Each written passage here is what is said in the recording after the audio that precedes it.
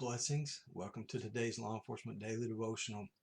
Today's read was out of Genesis 25 and 26. And I just want to start off by saying, for several years, I have been doing one-year Bible reads. And I've probably gone through about 8 different plans. Some plans I've read once and never gone back to. Some that I've gone back to a couple of different times. But I always, one consistent thing with all the plans is they all seem to either start in Genesis or Job.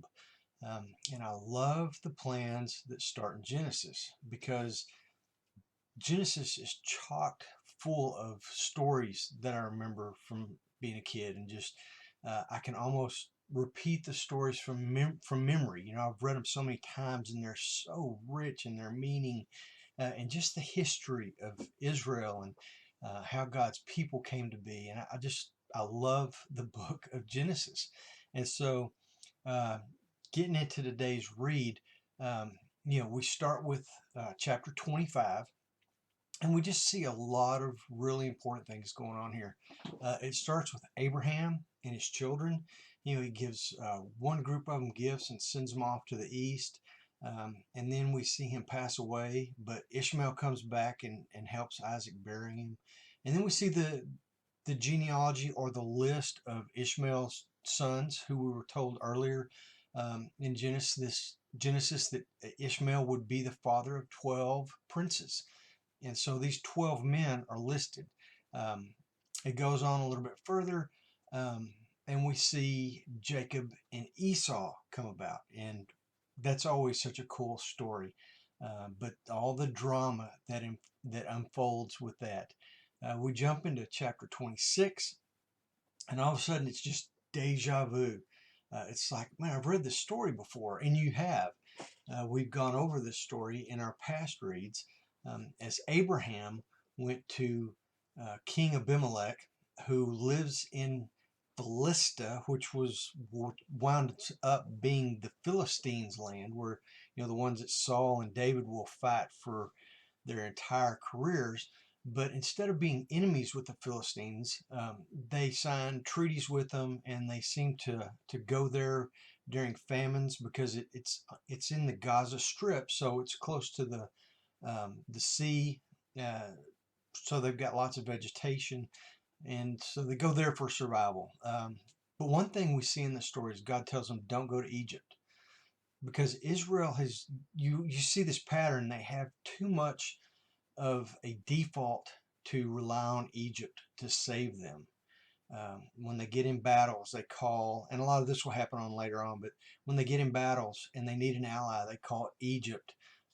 When there's a famine, they go to Egypt.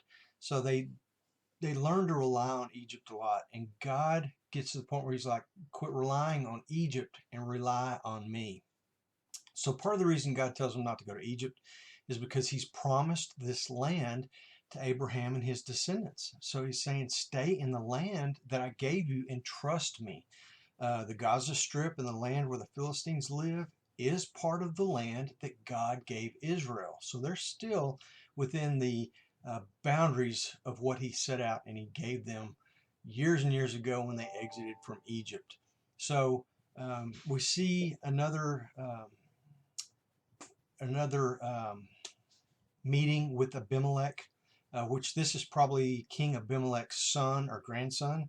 And they go through the same deception of, hey, she's not really my wife, she's my sister.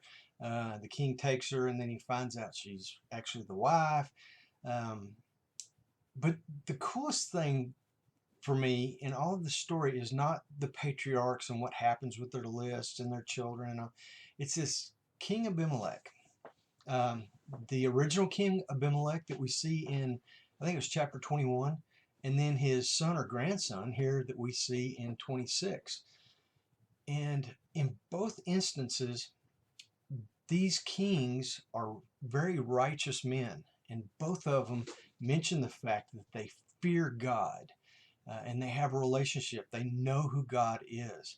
And it's very cool because a lot of times when I'm reading, I get so focused that only the Israelites know God and they're God's chosen people, and he's their God. And I forget that there are other people outside of Israel that God's revealed himself to, and other people that know God and follow God. Anyway, it's just a neat story of someone outside the Israelite story that knows and trusts God. And not only that, the original king of Abimelech obviously passed it down, and he taught others, and he led others to know God. Because here we see a son or grandson, we don't know which, but following his example of righteousness and knowing God. So cool read. Tomorrow we're in Genesis chapters 27 and 28. Read ahead, and I hope to see you tomorrow. Be blessed and be safe.